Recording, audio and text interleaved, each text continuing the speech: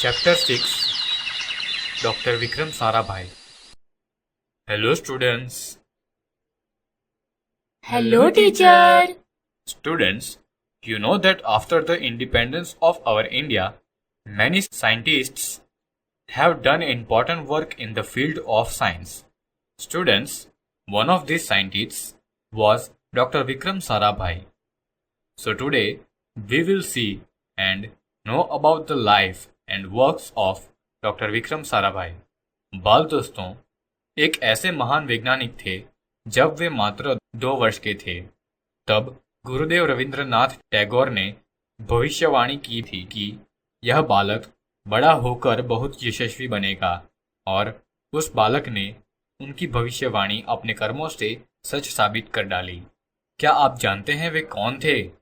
वे थे हमारे महान वैज्ञानिक डॉक्टर विक्रम साराभाई। डॉक्टर विक्रम साराभाई का जन्म 12 अगस्त सन 1919 को अहमदाबाद में हुआ था। उनका परिवार एक प्रतिष्ठित उद्योगपति परिवार था। पिता का नाम अंबालाल तथा माता का नाम सरला देवी था। विक्रम साराभाई 8 भाई बहन थे।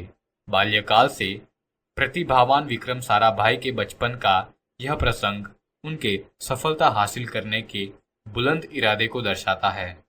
जब वह 5-6 साल के थे तो अपने परिवार के साथ शिमला गए। शिमला में उनके पिता श्री अंबालाल के नाम ढेरों चिट्ठियां आती थीं। यह देखकर बालक विक्रम के मन में भी इच्छा हुई कि उनके नाम भी खूब सारे पत्र आए। इसलिए कई लिफाफों पर अपना नाम तथा पता लिखा और डाकघर में डाल दिए। फिर क्या था, उनके नाम पर ढेरों चिट्ठियां आने लगी। पिता ने देखा तो उनके मन में बालक विक्रम के इस काम के पीछे के उद्देश्य को जानने की इच्छा हुई। असलियत मालूम होने पर उन्हें हंसी आई, लेकिन सफलता पाने की इच्छा जानकर अच्छा भी लगा। जब वह 8 साल के थे तो साइकिल पर विभिन्न कलाबाजियां करते और लोगों को अचंभित कर देते। उन्हें साहसिक कारनामे प्रिय थे। गणित तथा भौतिकी के प्रति उनकी गहरी दिलचस्पी थी। उन्होंने मैट्रिक की परीक्षा सन 1934 में पास की। सन 1934 से 37 में गुजरात कॉलेज अहमदाबाद से इंटर की पढ़ाई की। सन 1937 में इंग्लैंड चले गए। सन 1940 में कैम्ब्रिज से गणित व भौतिक में बीएससी की परीक्षा में सफलता प्राप्त की। तत्पश्चात द्वितीय विश्व युद्ध के शुरू होते ही विक्रम साराभाई भारत लौट आए। भारत में उन्हें सर सीवी रामन तथा डॉक्टर होमी भाभा का सानिध्य मिला।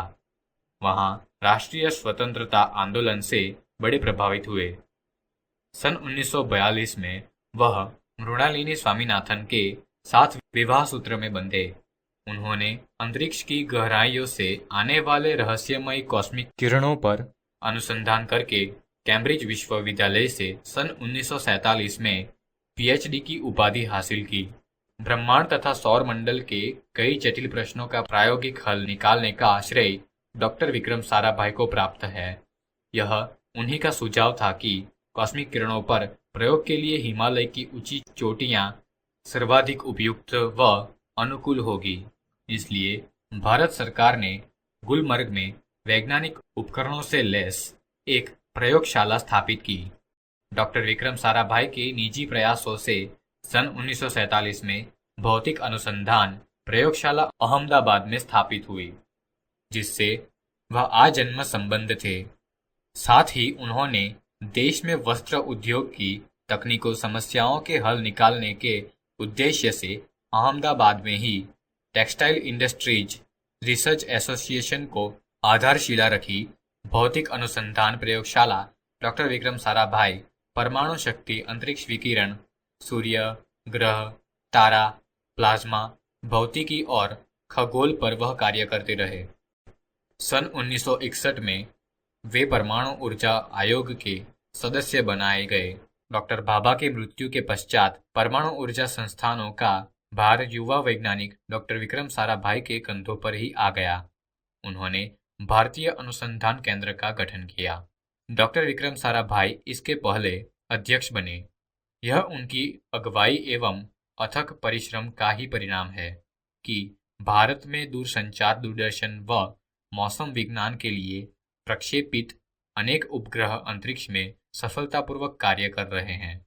डॉक्टर विक्रम साराभाई ने अपना संपूर्ण जीवन भारत तथा विज्ञान के समग्र विकास के लिए समर्पित कर दिया।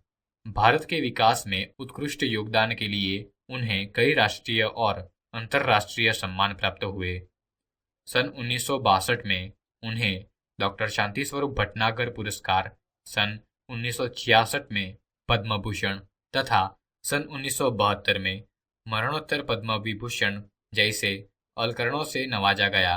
निःशस्त्रीकरण से संबंधित कई महत्वपूर्ण अंतर्राष्ट्रीय संस्थाओं में भी भारत के प्रतिनिधि रहे। डॉक्टर विक्रम साराभाई सन 1966 में international council of scientific union के सदस्य रहे। सन 1968 में संयुक्त राष्ट्र संघ में यूनेस्को के विज्ञान विभाग के अध्यक्ष बने। उन्हें इंडियन जियोलॉजिकल यूनियन का प्रमुख बनाया गया। डॉक्टर विक्रम साराभाई सन 1970 में वियना शांति अंतर्राष्ट्रीय अणु मंच के 14वीं परिषद के प्रमुख बने। सन 1971 में संयुक्त राष्ट्र संघ परिषद के उपाध्यक्ष व बाद में विज्ञान विभाग के अध्यक्ष बनाए गए। वह केवल उच्च कोटि के वैज्ञानिक ही नहीं थे, बल्कि व्यस्तताओं के बावजूद कला, शिक्षा व समाज के लिए पर्याप्त समय निकाल लेते थे। उनके ही प्रयासों से अहमदाबाद में लोक विज्ञान केंद्र एवं नेहरू विकास संस्थान की स्थापना हुई। यहाँ वह जन सामान्य को विज्ञान के प्रति रुचि जागृत करने के लिए कार्य करते रहे। वह 21 दिसंबर सन 1971 की काली तारीख थी। डॉक्टर विक्रम साराभाई को त्रिवेंद्रम के लॉन्चिंग स्टेशन थुम्बा में कार्य निरीक्षण के लिए भेजा गया था। वहां वह एक होटल में ठहरे हुए थे। यही हृदय की गति रुकने से उनकी मृत्यु हो गई। उनके निधन से विज्ञान में नित नए आयामों को जोड़ने वाले एक जीवन चक्र सदा के लिए रुक गया। ऐसी महान प्रतिभा को शत शत नमन। See students, Dr. Vikram Sarabhai had done many important works. He worked for the progress of the country not only in science but also in many fields like education, commerce, industry, business, etc. Inspired by his life, we all can become great scientists by developing scientific attitude, by experimenting and working hard. So students, did you enjoy knowing the life and work of Dr. Vikram Sarabhai? Yes, teacher. Well then, students, you can also bring information about any scientist from the library or on the internet and recite it in your class.